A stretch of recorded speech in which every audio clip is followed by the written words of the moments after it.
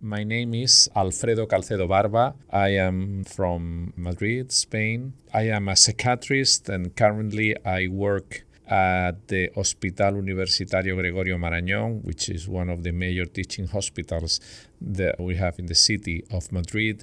And also I have a position as professor of forensic psychiatry at the Universidad Complutense. I've been working in my hospital for 18 years, and before I've been working in some other hospitals and outpatient clinics. And also I've been doing research on forensic psychiatry for a few years. How do you tackle radicalization in your work? I tackle radicalization just from a mental health perspective. I think the most important thing is clarify whether the motivations are clearly contaminated or influenced by some mental health problem. So we have to go through a thorough psychiatric examination, and after that, then we enter in what we could say it's a narrative approach, where we try to understand the pathway that drove the evaluee from non-violent, non-radicalized environment to a violent and radicalized environment. So what we try is to do very carefully assess the case using all the relevant material available that we may have. That means that you can do, of course, the clinical interview, but sometimes the clinical interview is not the main source of information because there are many other sources of information that should be taken into account. For example, police reports, for example, all investigation material, for example, all the social media activity that the evaluee has presented along his internet lifetime. And all of those elements put together, they give a much better perspective than the single examination. I think we have very good samples of radicalized people who are committing horrendous crimes, who they have left some kinds of breadcrumbs that investigators and also mental health professionals should be sensible and able to read and follow. I think it would be a growing area of research in the future, is to take into account also the perspective of cyber psychology, which is the behavior that the person has online, in addition to the behavior that he has. Do you focus on radicalization mostly in your work?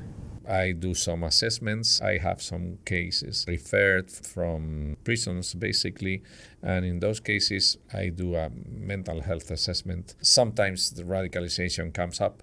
In many other cases, it doesn't. And if they come up, I make a very detailed report on the situation, the pathways, and all these elements that I mentioned just before. And how do you assess them? With clinical assessment and just a clinical standard interview. In some cases, I may use some questionnaires to assess, psychopathology, psychotic symptoms, depression, phobic elements, and things like that. And then some standard things, and some blood tests, maybe some neuroimaging techniques, resonance, magnetic resonance, or CT scan. But other than that, the usual standard thing that we do in clinical practice. What are the biggest challenges you face in your work in tackling radicalization? I think the biggest challenge is trying to figure out what are the intentions, the real intentions that the person had when they committed a crime. And if they have already done so, if they have not committed a crime yet, the issue is whether to clarify what they have posted in their different activities online is just fantasies, or it is one step further and they have gone through more advanced approaches to committing a violent crime. I think those are the biggest challenges, is to clarify what's inside the mind, what are the intentions. And also, once you clarify the intention, then you have to figure out whether the intentions are related to psychopathology or not. Sometimes the patient has what we could describe as crazy reasons or psychotic reasons, and some of the times it has nothing to do with psychopathology.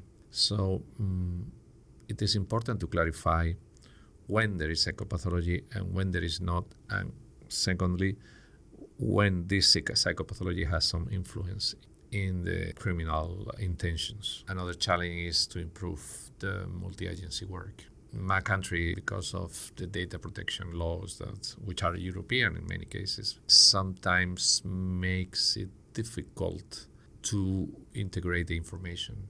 I think in many cases the information does not flow as quickly and smoothly as it should flow.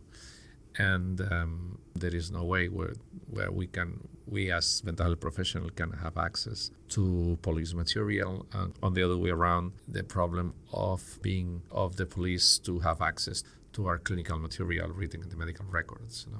So I think I know in some Scandinavian countries they have solved this problem, and there is a beautiful multi-agency work which is amazing and is the envy of many other countries like mine. What do you find the most rewarding? The most rewarding thing probably is prevention. Being able to prevent, to detect someone who is going in the slippery slope of radicalization.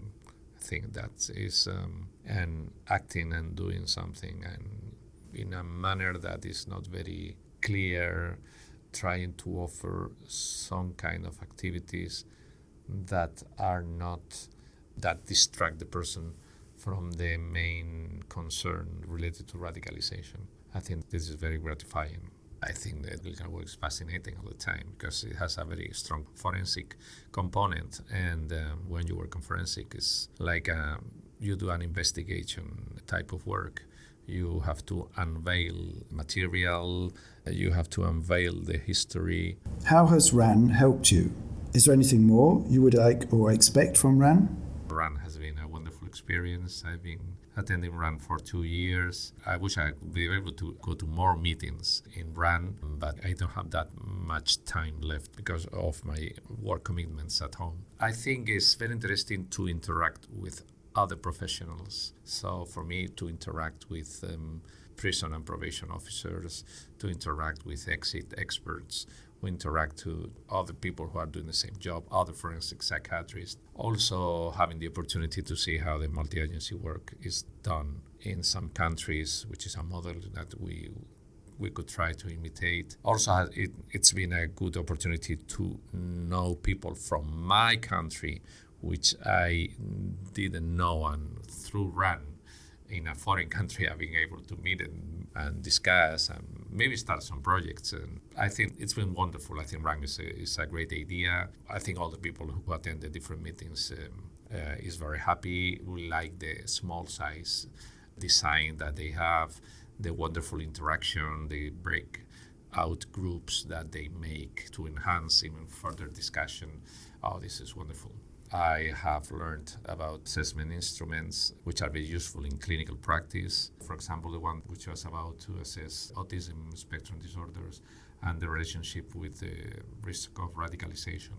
I think that's wonderful. I think RAN fulfills his role, which is help people to know each other, help the practitioners to know each other, help meeting the practitioner with the policymakers, and I think that's wonderful. This was Alfredo Calcedo, a psychiatrist at the Spanish hospital Gregorio, Marañón. Alfredo took part in the Policy and Practice meeting, a mental health approach to understanding and preventing violent extremism. Please visit the website of the Radicalization Awareness Network, RAN, to find more information about its activities. Thank you very much for listening, and stay tuned for our next monthly interview podcast.